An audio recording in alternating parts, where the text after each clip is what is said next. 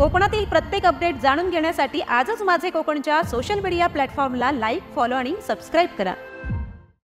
मुंबई गोवा महामार्गावर महाड तालुक्यातील करंजखोल हद्दीत मुंबईहून गोवा दिशेने जात असणाऱ्या इर्टिगा गाडी चालकाचा ताबा सुटल्याने इर्टिगा गाडीने सर्व्हिस रोडवर उभ्या असलेल्या बाईक स्वारला जोरदार धडक दिल्याने बाईक स्वार गंभीर जखमी झालाय।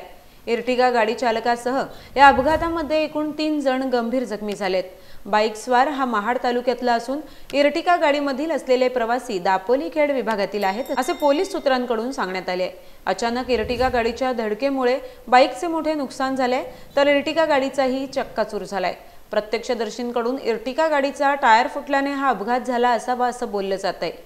अपघाताची माहिती मिळताच महामार्ग वाहतूक शाखा पोलीस महाड यांनी घटनास्थळी पोहोचतात अपघातामधील वाहन बाजूला करून वाहतूक सुरळीत केली असता जखमींना महाड ग्रामीण रुग्णालयात उपचारासाठी दाखल करण्यात आले तर पुढील तपास महामार्ग वाहतूक शाखा पोलीस करत आहेत।